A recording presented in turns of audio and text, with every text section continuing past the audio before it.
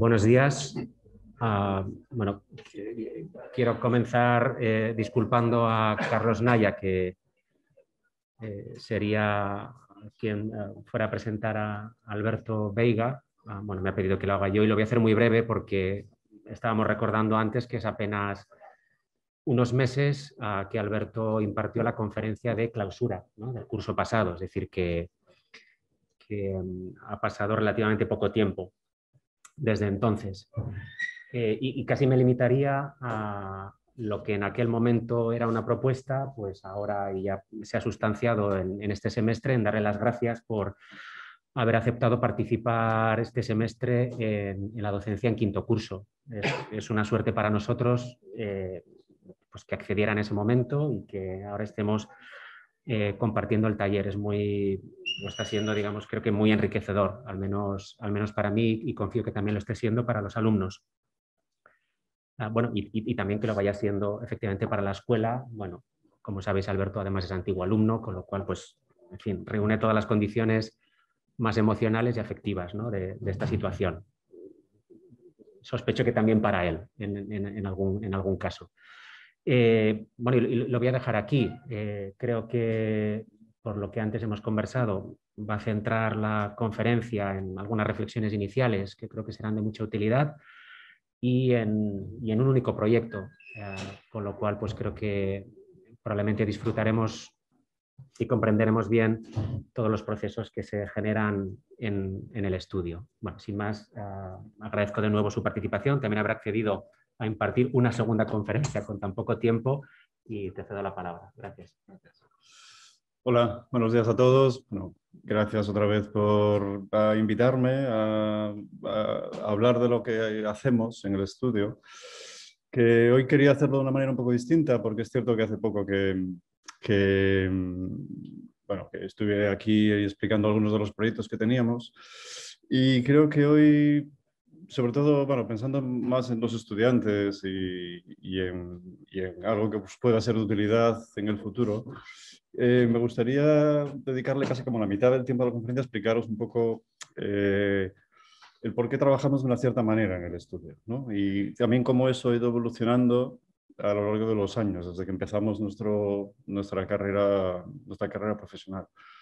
Que, bueno, para que os hagáis una idea y que creo que da sentido también a por qué trabajamos de una cierta manera, pues mi socio y yo coincidimos hace ya 15 años trabajando en un estudio para otro arquitecto, para Vázquez Consuegra. Hace 15 años éramos dos personas que no nos conocíamos y no nos conocíamos en cuanto al tipo de arquitectura que nos gustaba o que habíamos experimentado en nuestras escuelas. Veníamos los dos de dos mundos muy distintos, el de Venecia, una escuela más académica, más basada en la teoría. Yo venía de Pamplona, una escuela mucho más práctica, mucho más basada en la profesión, digamos. Y desde el principio nos hemos visto siempre obligados a reflexionar acerca de qué tipo de arquitectura queríamos hacer juntos, ¿no? Aunque no tuviéramos un plan de cuánto tiempo o qué iba a significar el estudio, sí, qué tipo de arquitectura tiene sentido para nosotros. Y es una pregunta que nos hemos repetido constantemente en el estudio. Entre los dos hemos intentado también, para tener estas conversaciones, ser muy prácticos, ¿no? Hemos intentado buscar puntos comunes de encuentro, ¿no?, para discutir acerca de la arquitectura. Y este es uno de ellos. Entonces, bueno, la Casa Malaparte, ¿no? La casa de Adalberto Olivera, y es una referencia que hoy voy a utilizar, es un poco un experimento esto, pero hoy voy a utilizar un poco para explicaros qué es aquello que nos importa, o qué es aquello que nos importa en arquitectura y qué intentamos hacer y qué utilizamos como base para proyectar después, ¿no? La Casa Malaparte siempre nos atrajo por esta capacidad que tiene casi magnética de fundirse en un entorno natural absolutamente fantástico. Esta capacidad de, con un único gesto muy sencillo, muy primario casi, afianzarse en el paisaje, completarlo e introducir algo, un elemento que no sabes muy bien de dónde viene y que cuando lo entiendes le da sentido por completo al lugar, ¿no? Siempre, bueno, la Casa Malaparte Yo os voy a contar mi interpretación de esta casa, que seguramente no es la real, pero es lo que yo veo cuando cuando yo veo estos dibujos o cuando veo las imágenes. La Casa Malaparte no está muy claro quién es el autor de la Casa Malaparte, si fue Curcio Malaparte o si fue Libera, ¿no? Los dibujos que a mí me parecen más bonitos de la Casa Malaparte son esos dibujos tan sencillos, ¿no? Sobre papel cuadriculado, esta forma casi tan básica de construirse una casa, ¿no? La casa es una escalera y son estas ventanas, ¿no? Y este volumen prismático. Es algo que siempre nos ha atraído como arquitectos, ¿no? Llegar realmente a lo básico, al hueso de las cosas, a la esencia de algo, ser capaz de transmitir toda la fuerza de un lugar, a veces a través de unas piezas sencillas, prismáticas, puras, que consigan transmitir un poco que lo importante es esa, digamos, esencia, como decía antes, y hacerlo de una manera en el que el lugar puede ir un poco más allá, ¿no? Que tú puedas contar algo más del lugar, ¿no? Hay otra imagen que siempre nos ha gustado mucho. Bueno, este es Curcio Malaparte. Curcio Malaparte, escritor, es el autor de La piel, ¿no? Un libro muy famoso. Y esta es una imagen suya, una especie de selfie suyo en frente de la iglesia de la Annunziata, en Lipari, en una de estas islas, ¿no? Las Islas Eolie, en el sur de Italia. Él se fotografía a sí mismo con esta escalinata ahí al fondo, ¿no? La escalinata de la iglesia de la Anunciación, ¿no?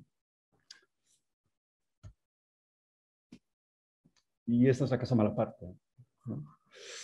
Eh, ¿Por qué la Casa Malaparte es muy buen ejemplo para nosotros como arquitectos? Porque realmente hay tres cosas que confluyen en esta casa y que nosotros intentamos proponer siempre en nuestros proyectos.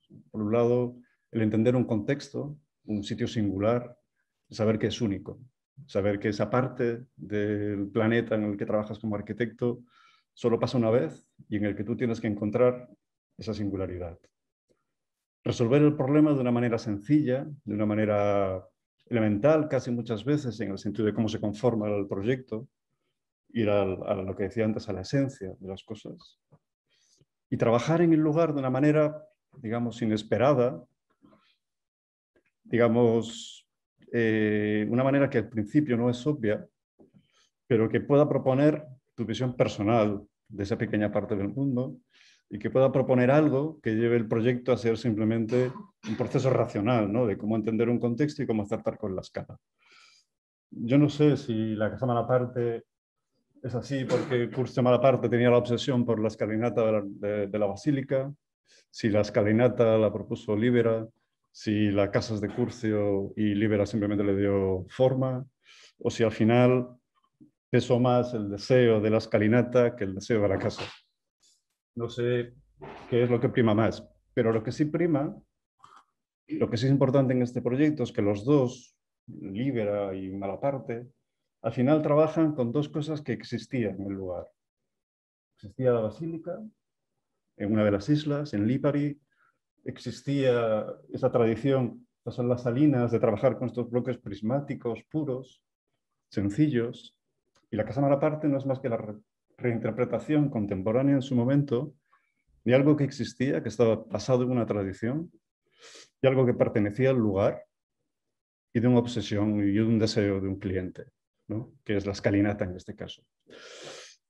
Obviamente yo no sé si esta interpretación es real o no es real. Yo es lo que veo cuando veo las imágenes de la Casa Malaparte, es lo que vemos en el estudio cuando vemos las imágenes de la Casa Malaparte. Y eso es lo que creo que tenéis que obligaros en el futuro a ver cada vez que veáis algo de arquitectura que os interese. Intentar entender por qué, en este caso, este proceso tiene sentido para vuestra arquitectura. A nosotros, siempre que discutimos y siempre que tenemos que acordar algo en el estudio, hay una serie de referencias que siempre salen porque nos ayudan realmente a tener una cierta seguridad. Y esta es una de ellas, ¿no? Siempre pensamos que si fuésemos capaces de resolverlo de una manera expresiva, fuerte, entendiendo el lugar, con una pieza sencilla, convirtiéndose el lugar en algo único y hacerlo además con un elemento inesperado, en este caso la escalinata, que pueda llevar el paisaje o la esquina concreta de la ciudad de la que trabajes o del pueblo en el que tengas que hacer algo un poco más allá y darle una visión personal y, por qué no decirlo, poética, sería para nosotros el proyecto perfecto. Esta capacidad de redescubrir el lugar, como en la caseta de la escalinata de la Casa Malaparte, es aquello que te permite realmente entender cuál es la esencia de algo e intensificarlo, ¿no? Y realmente por eso creo que no importa de dónde seas o dónde tengas que trabajar. Nosotros en nuestra práctica nunca hemos trabajado en el sitio en el que hemos vivido. El estudio nos ha llevado a sitios que no conocíamos, pero siempre hemos tenido esa voluntad de entender el lugar para poder realmente transformarlo y sacar lo mejor de él a través de esta visión un poco, bueno, esta ambición, digamos, ¿no? De intentar mejorarlo siempre, ¿no? No sé si estamos muy influidos o no por estas referencias, pero lo que veis a la derecha es la primera obra que construimos, la sede reguladora del Consejo, la sede del Consejo Regulador de Ribera del Duero, y a la izquierda es la cubierta de la Casa Malaparte.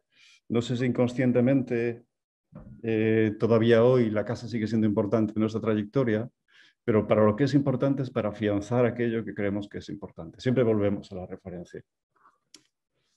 A partir de ahí, bueno, hoy la Casa Malaparte nos ha servido un poco para explicar, o me sirve para explicaros un poco estas tres cosas que nos importan, ¿no? Entender la especificidad de un lugar, el trabajar autoimponiéndonos un lenguaje muy sencillo, muy elemental, viendo lo fundamental de la profesión, ¿no? La escala, la proporción, la luz, y hacerlo siempre intentando buscar lo inesperado, ¿no?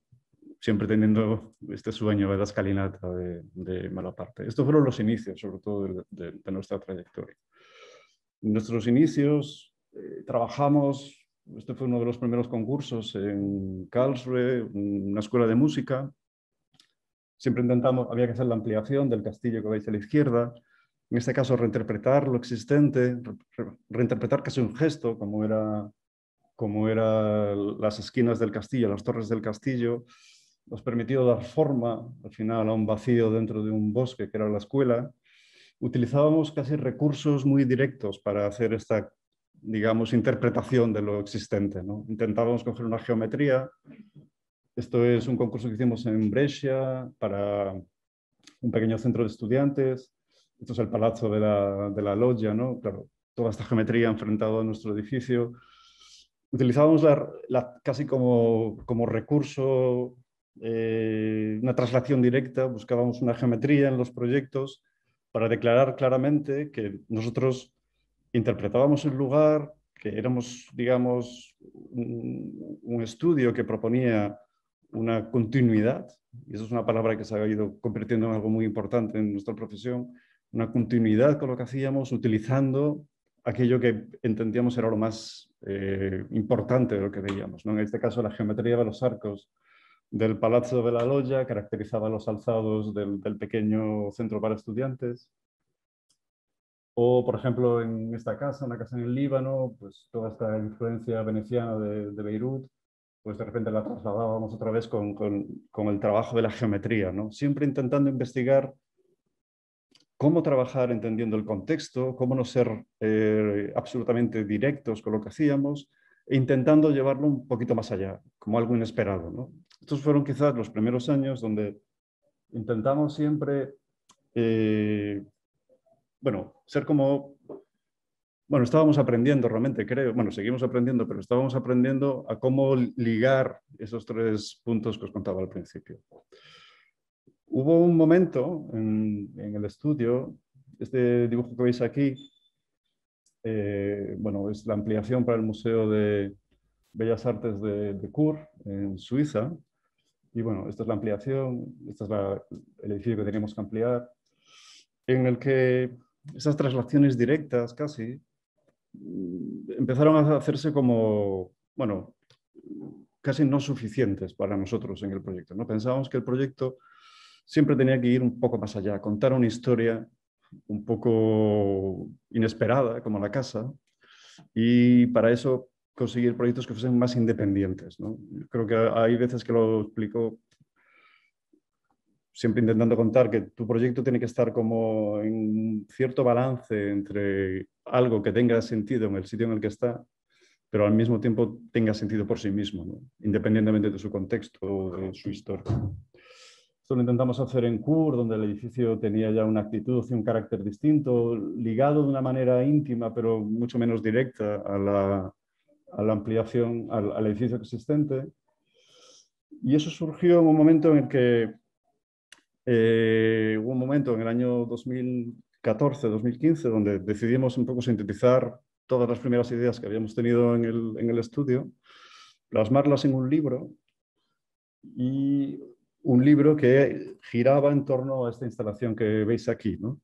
Que es una instalación que hicimos en Venecia, que titulamos Sentimental Monumentality. Digamos que toda esta primera parte del estudio, hablando de, teniendo que esa mala parte detrás, ¿no? En la memoria, esta idea de entender un lugar, de resolverlo de una manera sencilla y buscar lo inesperado, evolucionó un poco hacia esta idea de, bueno, esto no es suficiente solamente para nosotros, lo que tú haces tiene que dar continuidad, tiene que entender el pasado, el presente y el futuro de un lugar, y tiene que hacerlo con una cierta actitud que demuestre que además tu trabajo es personal, porque la obligación como arquitecto con todo lo que haces es transmitir algo, ¿no? Y tienes que tener una visión personal, no es simplemente un proceso racional, digamos. Eso, bueno, conseguimos sintetizarlo un poco aquí, y para nosotros al principio no era obvio, no pensábamos que las cosas fuesen así, ¿no? Y por eso, bueno, uno de los proyectos el proyecto que voy a explicar después, que es el de Staging, bueno, ya trabajaba un poco con esa idea de una visión más personal, no una traslación tan directa de las cosas, intentar entender esta idea de lo inesperado. Y esto, bueno, se fue repitiendo, por ejemplo, el proyecto de CUR, la relación con lo existente no era solamente, esta era la casa que teníamos, la villa que teníamos que ampliar, la Vila Planta, estaba influida por la Vila Rotonda de Palladio, y nosotros la ampliamos, bueno, llevando esta misma idea de geometría, de conexión indirecta pero íntima con un sitio, para intentar encontrar lo inesperado y para intentar encontrar un punto en el que el proyecto fuera ir más allá. Hay veces, como en un proyecto que hicimos en Suiza, en Lausanne, en que las referencias también eran indirectas, como la Galería de los Uffizi en Florencia o el Foro Romano.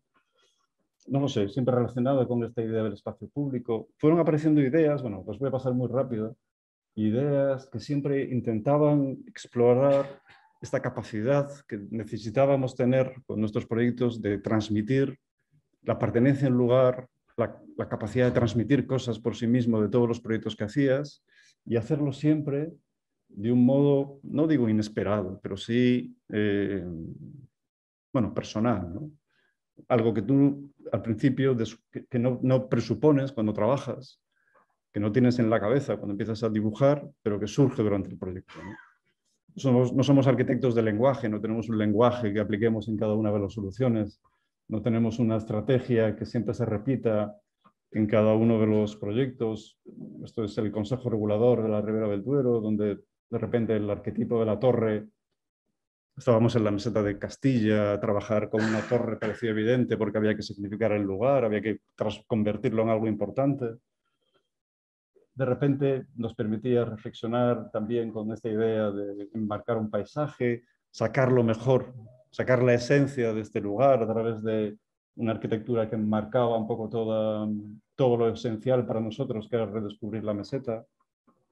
Bueno, todas estas ideas han ido configurando poco a poco una manera de trabajar. Esto es Staging, en el noroeste de Polonia, cerca de Berlín, el edificio, bueno, más tarde lo explicaré un poco más en detalle, pero bueno, el edificio, digamos, contaminándose un poco de todo lo que hay alrededor, pero siendo independiente también al mismo tiempo, ¿no? Todo esto ha sido una serie de reflexiones en las que poco a poco hemos ido entendiendo que, básicamente, por ser más claros, nuestro trabajo se basa realmente en esta idea de la continuidad. ¿Y qué es para nosotros la continuidad? ¿Qué significa darle continuidad a un lugar? Porque nosotros no somos los primeros en llegar a un sitio, ni somos los últimos en irnos de ese lugar. No somos el final como arquitectos de los lugares en los que trabajamos. Alguien viene después, ¿no? Para nosotros, trabajar en un lugar en continuidad significa no solamente entender la imagen general, por ejemplo, de este proyecto. Esto es un museo que hicimos en Piloña para el Museo del Neandertal. Entender un lugar no es solamente entender la imagen general, cómo trabaja el paisaje, cómo de repente reduces tus gestos al máximo para trabajar en sintonía con lo que hay en el fondo, sino entender un lugar para nosotros se convirtió en entender las pequeñas historias que pasan en los lugares en los que trabajamos, porque eso nos ayuda a descubrir, digamos, lo que realmente caracteriza algo, ¿no? Hay una expresión que ahora nos gusta mucho utilizar, que es esta idea de la intrahistoria de un lugar, ¿no? La historia pequeña de los sitios en los que trabajas. No es tan importante saber efectivamente qué pasa con los trenes o qué pasa en esta vivienda o el tamaño de todo esto. Eso es algo que aprendes con la práctica, ¿no? Pero redescubrir que, por ejemplo, en Lausanne el potencial de todo esto es que realmente era una parte privada de la ciudad y había que convertirla en pública. Esa pequeña historia que casi surge de una manera inesperada, ¿no? Esa idea de la intrahistoria es algo que nos interesa mucho como arquitectos, porque eso realmente es lo que consigue que bueno, puedas darle continuidad de una manera coherente, digamos, ¿no? Voy a explicarlo un poco mejor. Dar continuidad en el trabajo a algo, cuando trabajas en un sitio donde hay una cierta, como en el Museo de Lausanne, donde hay una preexistencia, no significa trabajar con el mismo material para nosotros, ¿eh? No significa trabajar con el mismo material o trabajar con las mismas formas que existían ahí o trabajar, digamos, con la misma escala que existía antes. Significa entender que realmente hay un carácter, una atmósfera, que hay algo que tiene que estar anclado a la memoria del sitio, aunque no sea, y que no sea literal, que no sea simplemente una traslación pura y dura de un contexto a una nueva arquitectura.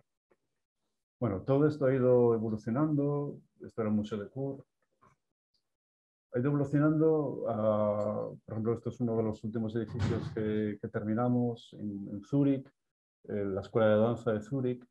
Ha ido evolucionando a una manera de trabajar con la arquitectura, desnudándola al máximo de todo lo que podemos desnudarla, ¿no? Cuando trabajamos en ella, en el que las cosas son más directas, siempre tendiendo, volviendo otra vez a la casa, ¿no? Y las cosas son más directas, en que las relaciones con los sitios se basan no tanto en lo evidente, sino en aquello que, digamos, liga tu proyecto al lugar, pero sin ser tan literal como nuestros primeros proyectos, ¿no? Como los proyectos que os enseñé al principio de Karlsruhe o de Brescia. Esta es la escuela de Brunico, una escuela que hicimos en Brunico, en Italia, para una escuela de música también, que al final el proyecto surge de interpretar cómo eran las relaciones de las grandes villas con sus jardines y el proyecto se convierte únicamente en un muro. O incluso en algunos proyectos que se han quedado abandonados, digamos, en el estudio, pero que fueron importantes para nosotros, como esta casa en Matarraña, en el que realmente la idea de la casa se convierte en cómo delimitar un espacio a través de esta arquitectura casi como una infraestructura, ¿no? Como en el proyecto de Zúrich. Estos son algún ejemplo de algunos proyectos que hemos hecho, estas bodegas en el norte de Italia, la Casa del Líbano que os enseñaba al principio, como, bueno, esta idea de sintetizar un elemento, independizarlo, sacarlo de contexto, bueno, podría llegar a funcionar, ¿no? Esto es el último proyecto que hemos terminado en Londres, unos estudios para artistas en el que de repente el hueco y cómo simplemente aislar un elemento y reinterpretarlo de una manera contemporánea muy sencilla se convierte digamos, en la conexión con un entorno absolutamente cambiante y absolutamente anodino. O como de repente en este proyecto en Tokio, en Japón, únicamente el hueco, único elemento que tú deslocalizas, cambias de escala y que de repente lo sitúas en una posición inesperada, digamos, casi como la escalinata, te permite, bajo nuestro punto de vista, afianzarlo dentro de todo el mare magnum de Ginza y significar de una manera clara digamos, la esencia en este caso de la marca, ¿no? De esta idea de lujo contenido, ¿no?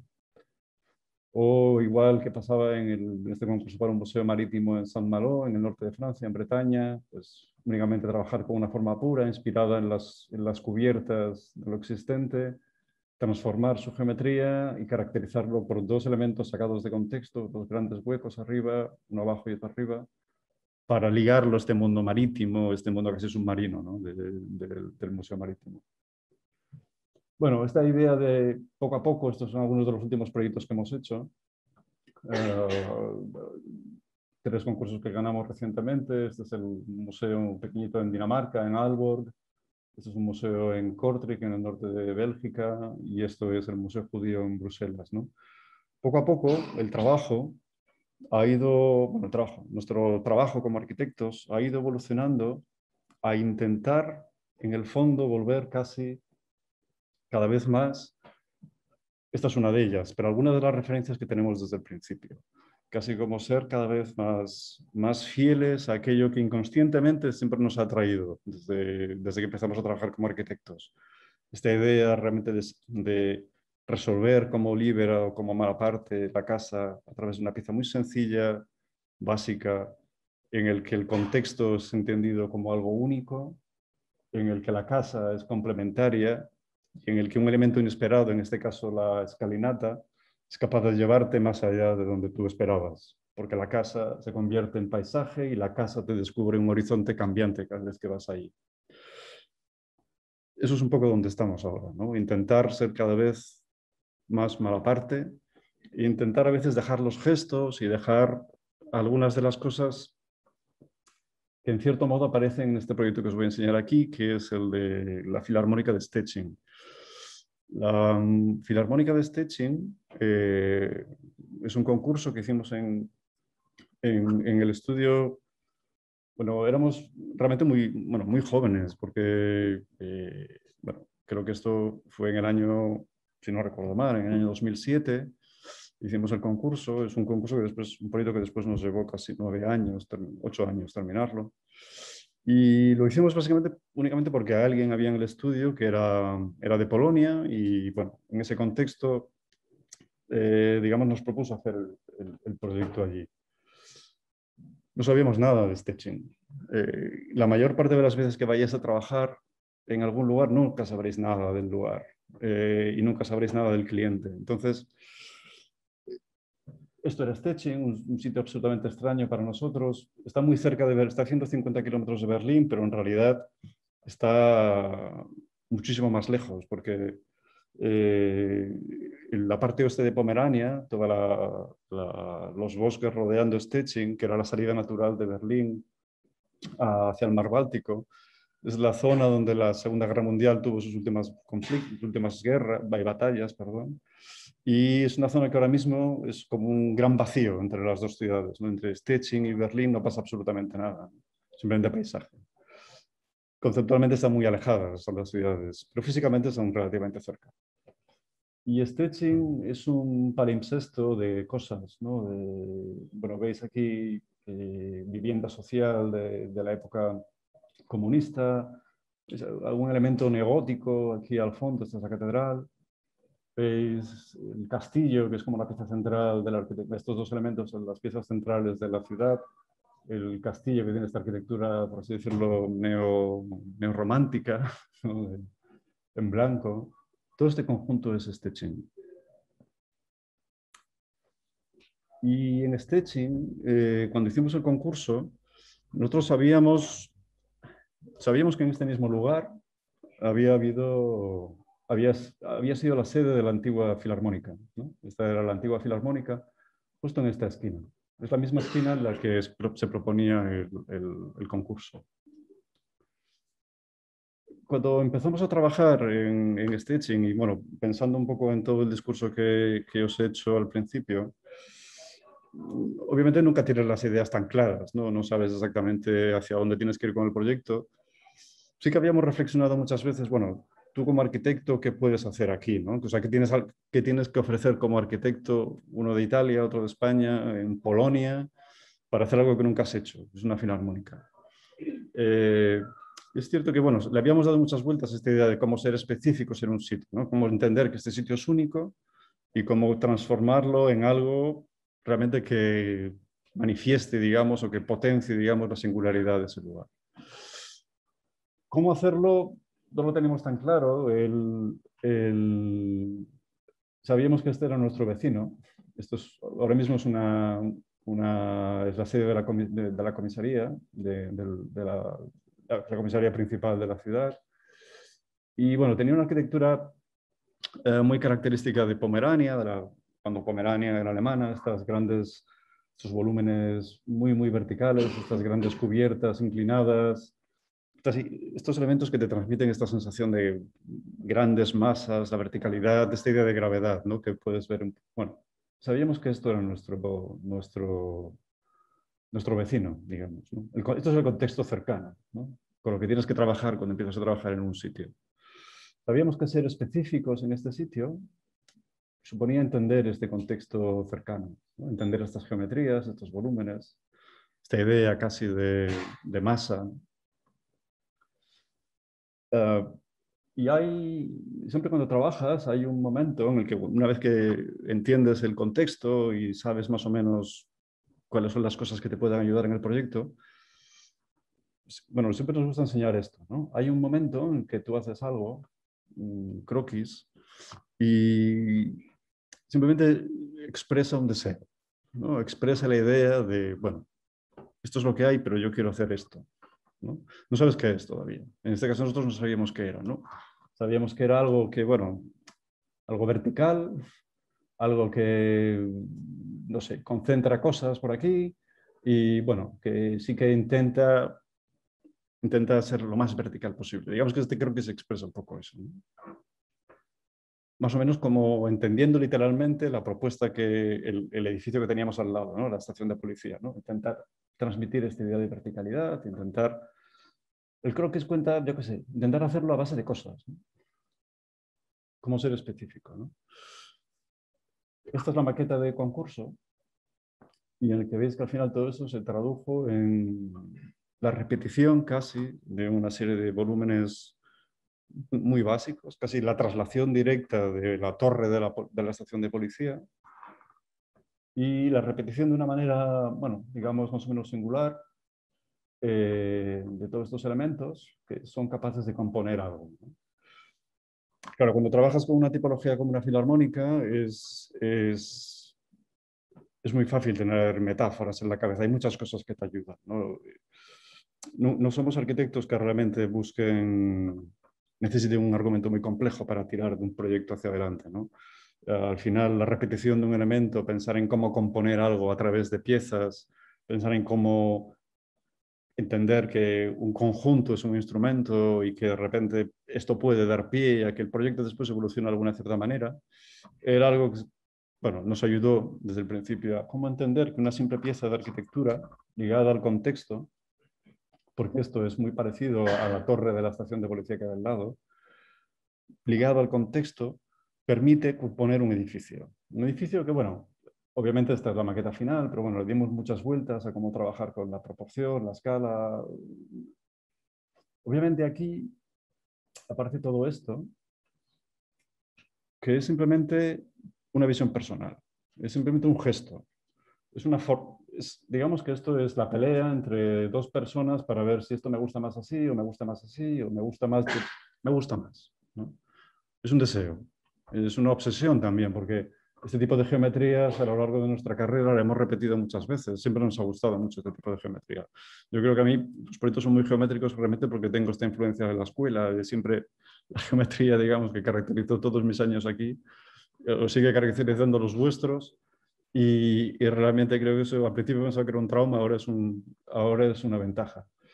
Pero realmente el proyecto se situó entre cómo ser específico en este sitio, cómo trabajar con lo existente, cómo ser respetuoso con lo existente, intentando ser distinto, porque ser específico en este proyecto entendimos que no era simplemente trabajar bien con la escala o trabajar bien con el edificio que teníamos al lado. Ser específicos entendimos que significaba entender cuál era el carácter de este sitio, ¿no? ¿Y cuál era el carácter de este sitio? Realmente esta esquina, la esquina donde estaba situada la antigua Filarmónica, desde un punto de vista urbano, siempre había sido una esquina importante, siempre había sido una esquina predominante, siempre había sido significada dentro de la ciudad. Dentro de la memoria de la ciudad, el lugar había sido, digamos, un lugar de referencia. Entonces, el carácter del lugar para nosotros suponía reaccionar en este lugar, intentando recuperar esta importancia, esta expresividad, ser capaces de marcar este elemento de una manera decidida. Es casi muchas veces, lo explicamos contando, el edificio prácticamente grita en este lugar, porque a veces que tienes que descubrir para acertar con el lugar si tu edificio tiene que estar más calmado, si tiene que gritar, si tiene que ser más tímido. En este caso, el edificio es como es, obviamente porque hay un deseo de que esto sea así, pero hay una intrahistoria en el lugar, hay una pequeña historia que justifica que este sitio vuelva a ser importante y que la Filarmónica vuelva a ser un elemento de referencia dentro del lugar. Hay un deseo personal de intentar que el edificio sea lo más vertical posible, que conecte casi las cumbreras con la línea del cielo, con el horizonte, y que se funda con él, como en el primer croquis que habéis visto, porque hay una aproximación personal a este sitio. Hay un deseo de que eso sea de una cierta manera. Y para ello utilizamos el contexto, para ello utilizamos lo que nos rodea, lo inesperado, utilizamos la escalinata de Malaparte para intentar que ese proyecto te descubra algo que desde el principio no esperabas. El proyecto aparece, bueno, siempre flotando. Claro, cuando te acercas a los sitios,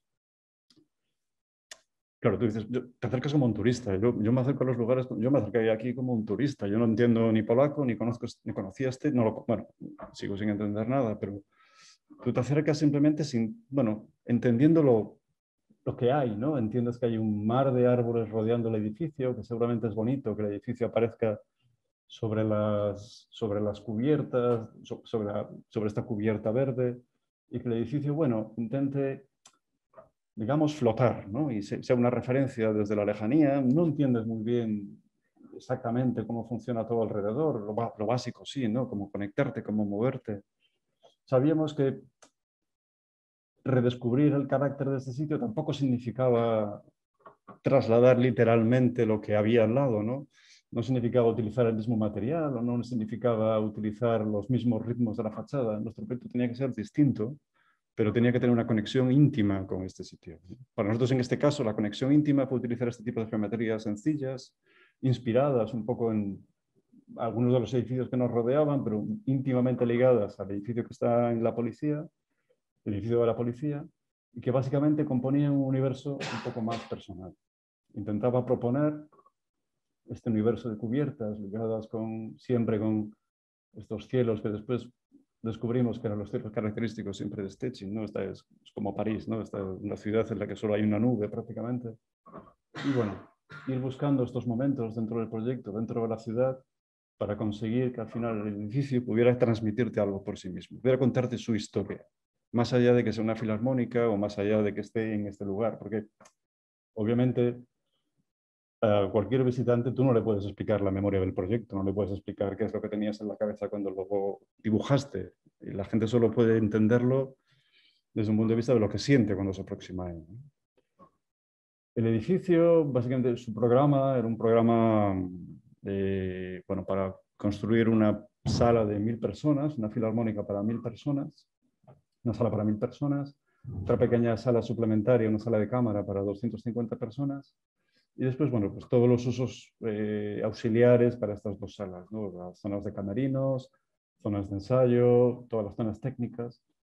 Y básicamente nosotros, bueno, como podéis ver en la planta, establecimos como un límite muy claro entre lo que pasaba en el perímetro del edificio, entre la ciudad y el interior, y estas dos cajas. ¿Por qué intentamos sintetizar la planta de una manera tan precisa, más allá del interés en la geometría? Porque realmente para nosotros el edificio era esto que veis aquí, era el intersticio, digamos, del edificio, ¿no? Todo lo que pasaba entre estas dos cajas. Tenemos muchas más referencias, más historias en el estudio, muchas más palabras en el estudio, ¿no? Una de ellas era que un edificio público tiene que proponer siempre, tiene que devolver algo a la ciudad, ¿no? Tiene que ser público en el sentido puro de la palabra, ¿no? Tiene que ser capaz de activar un espacio público, tiene que ser capaz de transmitir que lo público es lo que importa y no simplemente dar una función, ¿no? O simplemente resolver una necesidad. En el caso de Stitching, lo importante de este edificio era proponer, ya que no había posibilidad en el exterior, proponer un pequeño espacio público en el interior, una plaza, básicamente, en el que a partir de ella, bueno, las escaleras que forman un circuito cerrado, un loop continuo a lo largo de todas las plantas, pues te permitían moverte libremente, independientemente de que el edificio estuviese abierto, las salas estuviesen abiertas o cerradas, hubiese función o no hubiese función. Básicamente, dentro es un edificio que trabaja con esta idea, bueno, fundamental cuando haces una filarmónica, un teatro, un auditorio, un cine, ¿no? Es ver cómo se mueve la gente, ¿no? El protagonismo aquí lo lleva el espectador, ver quién viene, con quién viene, cómo viene vestido, a dónde va, cómo se mueven a través de todos estos espacios. Y el proyecto, en este caso, la filarmónica, se convierte casi en un estudio de... Bueno, nosotros pensábamos que era casi un estudio elemental, ¿no? De cómo entender un espacio tridimensionalmente, trabajando con la luz en Polonia, porque digo, claro, muchas veces damos por presupuestas cosas, ¿no? Era inesperado para nosotros trabajar con la luz así en Polonia, pero de repente cómo todos estos espacios se llenan de vida únicamente a través de un lucernario, trabajando casi de una manera elemental, otra vez, porque nos obsesionaba ya en este momento y nos sigue obsesionando esta idea casi como de delinear un poco los volúmenes y conseguir ser expresivos con lo mínimo, ¿no? La escalera, bueno, todas las cosas pasaban de una manera directa, no tanto por nuestro interés en la imagen o esto que veis aquí, sino básicamente en conseguir que el edificio fuese un fondo para generar este espacio público. Y bueno, estábamos obsesionados con la imagen porque, bueno, estábamos obsesionados con la imagen porque somos arquitectos y siempre pensamos al final en cómo transmitir lo que haces, siempre piensas cuál es el mejor punto de vista. Pero es un proyecto que a lo largo de su desarrollo, esto nunca era así, esto era, al principio era todo hormigón, después durante durante la construcción del proyecto esto cambió y fue todo pladur, pero en el fondo no era lo importante, porque lo importante realmente era que esto era un espacio público y que realmente todas estas formas daban pie a un fondo neutro para todo lo que pasaba aquí, que es que todo esto se nace con 1000 personas cada vez que hubiese una función. Y el corazón del edificio es este espacio, es la sala principal, ¿no? Es cierto que al principio del concurso tuvimos siempre la intención de coger una sala, bueno, inventarnos una tipología, ¿no? Siempre tienes la tentación de hacer algo nuevo porque, bueno, muchas veces es la ambición que tienes, ¿no? Nosotros en este caso intentamos contenernos y seguir dándole vueltas un poco a esta idea de qué significaba hacer una sala de conciertos en Szczecin, ¿no? En el noroeste de Polonia. Es una sala que, bueno, es básicamente una copia de una sala clásica de conciertos. Es una copia a escala de la Musikvereinssaal de Viena, una proporción 2:1, una tipología clásica reinterpretada a través de esto, del material. Queríamos ser específicos, queríamos realmente encontrar algo que nos ligase a Stetson de una manera clara. Queríamos trabajar con la tradición, con la historia, queríamos darle continuidad, esto que os explicaba al principio. Y para eso entendimos que trabajar con el elemento clásico casi del pan de oro, como en otras salas, como en la Musikvereinssaal o como en Ámsterdam, en el Amsterdam Gebouw, bueno, utilizar casi ese elemento como el hilo conductor entre la memoria de una tipología clásica y nuestro proyecto. Bueno, esto no es pan de oro, siempre lo digo, no es pan de oro real, esto al final es un papel de imitación, digamos, ¿no? Pero el material estaba ligado al lugar porque en Polonia obviamente hay una tradición católica muy fuerte, hay gremios que todavía se dedican a la restauración de iglesias, en Szczecin había varios talleres especializados en aplicar el material y tenía sentido utilizar este material allí porque había el conocimiento y había también, digamos, la capacidad de hacerlo de una manera sensata. Sería totalmente insensato hacer esto seguramente en España o en Alemania o en Suiza. Es prohibitivo, ¿no? Pero sí que tenía cierto sentido en Stettin. Había esta tradición. Y en el concurso, bueno, empezamos a trabajar toda una sala pensando siempre en el material y otra vez con esta obsesión, ¿no? Esta obsesión por la geometría, por unas formas que al principio, en esta maqueta que veis aquí, pues no estaban justificadas. Eran simplemente unas ganas de materializar un espacio de un cierto modo, ¿no? Yo cuando veo la sala, obviamente es una sala que, como tiene este material, pensamos que trabajar con la luz natural era lógico. Pensamos que cuando trabajas con luz natural, pues empezar a trabajar con distintos planos podía funcionar bien. También porque cuando haces una sala de música, una filarmónica en este caso, ¿no? Una sala de música en directo, cada momento es, otra vez, es una metáfora clásica, ¿no? Pero cada momento es único. Cada vez que vas a escuchar un concierto es un momento que solo pasa una vez. Y cada momento en el que alguien entrase en la sala debería de percibir que la sala era un poco distinta, ¿no? Que dependiendo de la época del año, del día, de la intensidad de la luz, de su sitio, el paisaje que veían desde el interior debería ser un poco distinto. Y por eso los planos cambian. Y por eso la luz rebota de una cierta manera. Y por eso los elementos, digamos, se vuelven realmente casi como pequeñas visiones, casi, bueno, yo lo veo así, pequeñas visiones individualizadas desde cada sitio. Pero eso, si solo hubiese sido un deseo, se hubiera convertido en un formalismo, ¿no? Se hubiera convertido en un gesto que está totalmente desligado de aquello que, que a todos nos enseñan, ¿no? No puede ser únicamente tu obsesión por hacer las cosas de una cierta manera. En la sala, cada triángulo, cada elemento, cada proporción está pensada en cómo una onda de sonido rebota y le llega de una determinada manera a un espectador. Cómo los planos se fraccionan al fondo de la sala para que las ondas se rompan y reflejen en muchas más direcciones y el sonido llegue casi como una lluvia más fina hacia los espectadores del fondo de sala, o cómo los planos centrales se abren más para que las ondas lleguen al fondo y la reverberación que hay en el medio de la sala sea más adecuada. Hay un argumento técnico, hay una decisión racional detrás de cada uno de los deseos. Obviamente esto es nuestra manera de interpretarlo, es una manera personal, es una obsesión, pero hay un argumento fundamentado en una necesidad. En ese momento en el que eres capaz de ligar un deseo y una necesidad, para nosotros es como un momento mágico en los proyectos, porque de repente ya tienes la justificación para casi todo, ¿no? Sabes que hay una necesidad para que las cosas pasen de una cierta manera.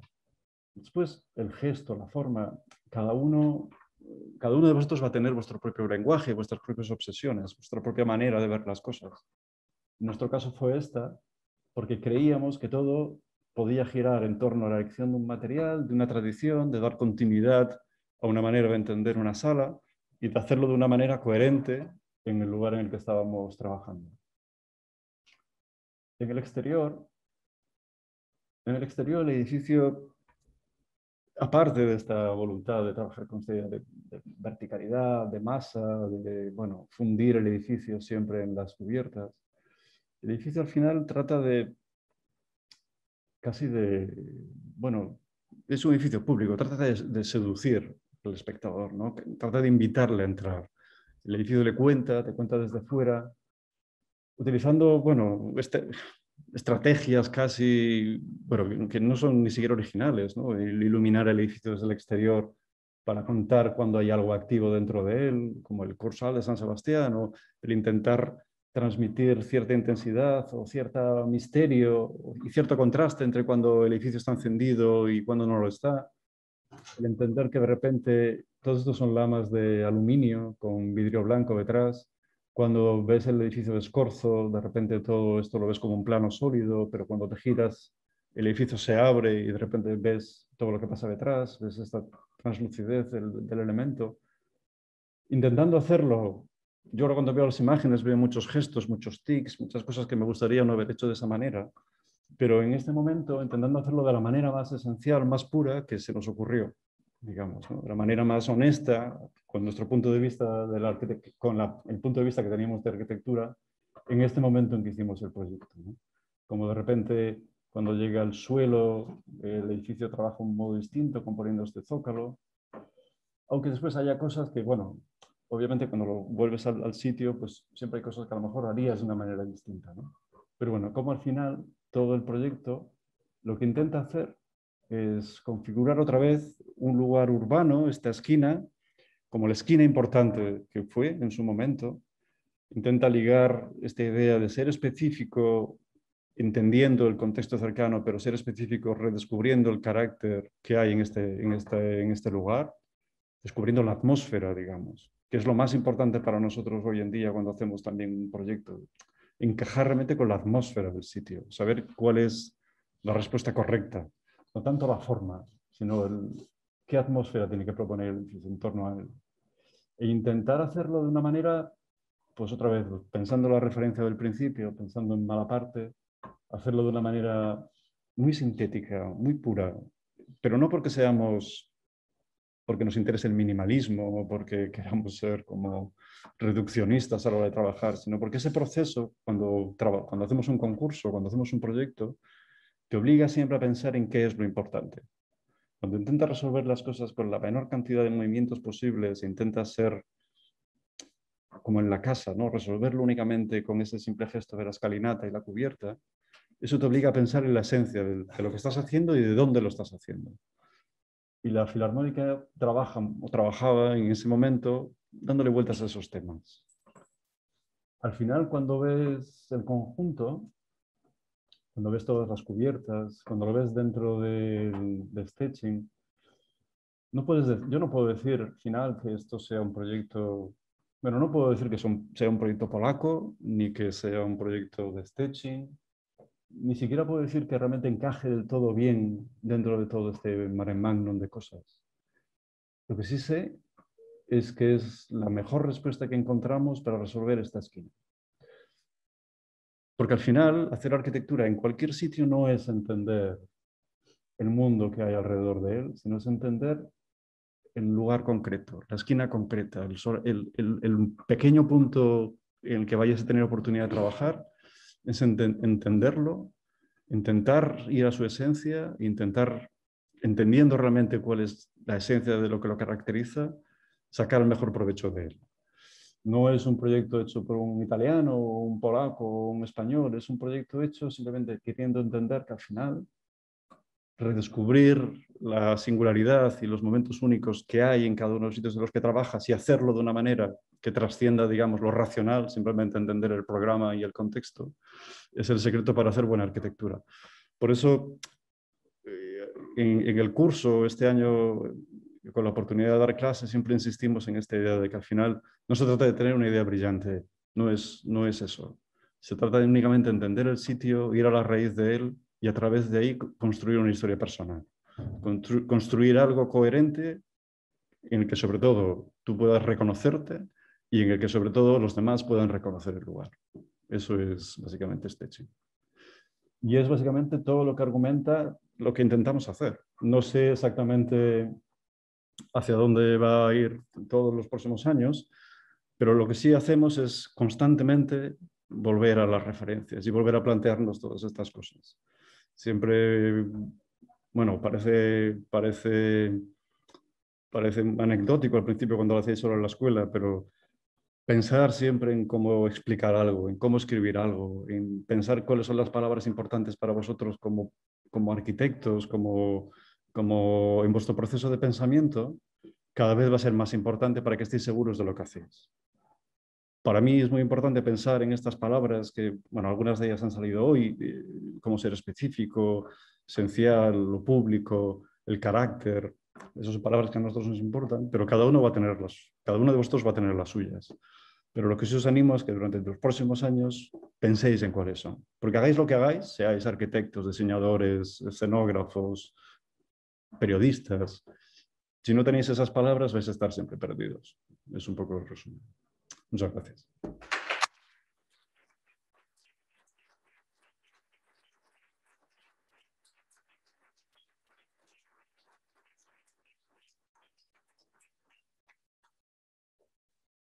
Y, bueno, y si encontráis un cliente como mala parte, tenéis todo hecho, la verdad. Porque al final él puso la escalinata, yo creo.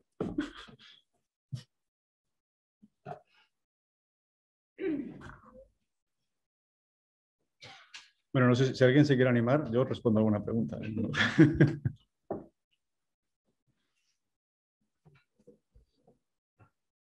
No tengo ningún alumno que quiera preguntar algo.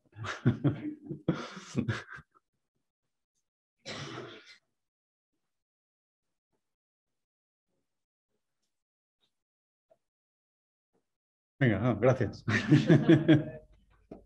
sé si lo mencionaste, pero al ver la filarmónica, el hecho de que sea blanca impacta tanto. O sea, mi pregunta es, ¿cómo llegaste al color?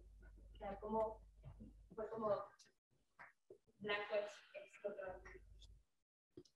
Mira, creo que fue blanco porque no sabíamos elegir un color, si te soy sincero. No sabíamos exactamente, no, de hecho a nosotros nos cuesta mucho trabajar con el color, no sabemos trabajar con el color en el estudio. Y al final blanco era suficientemente provocativo, digamos, resaltaba suficientemente la geometría, trabajaba bien con esta idea del vidrio detrás, era coherente. Al principio cuando hicimos el concurso era solo vidrio blanco. El edificio era solo vidrio blanco. Porque bueno, desmaterializaba un poco toda la forma y te permitía trabajar con una geometría como muy precisa, ¿no? El vidrio lo puedes perfilar, bueno, era un elemento que funcionaba bien. Técnicamente después era tremendamente caro y lo transformamos eso en toda esta sucesión de perfiles metálicos de aluminio, reduciendo todo lo que pudimos la cantidad de vidrio blanco que teníamos que utilizar. Pero realmente era porque un color que, bueno, contrastaba muy bien dentro de todo el paisaje. Simplemente a base de mirar fotografías con el verde de los árboles, creíamos que, bueno, y sobre todo nos desligaba por completo del vecino, ¿no? El vecino estaba, es un edificio de ladrillo con morteros en tonos beige, tenía la teja encima, hay algún elemento metálico, entonces desligarnos por completo de él nos parecía que era una decisión acertada. Y después tenía sentido.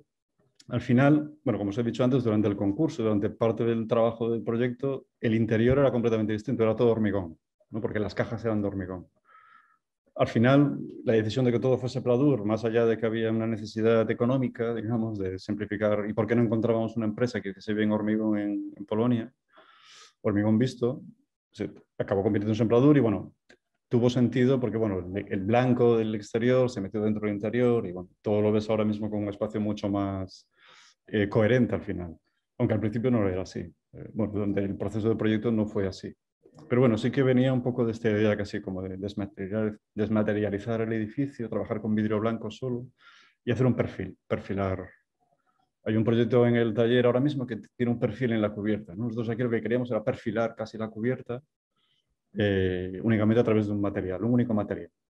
Y queríamos que fuese un único material, eso también lo teníamos como muy claro, ¿no? No queríamos mezclar materiales, ¿no? Queríamos ser muy abstractos con esto, ¿no? Bueno, era un poco. Pero realmente somos muy malos trabajando con el color, entonces siempre, siempre somos monocromáticos con todo lo que hacemos, para no fallar.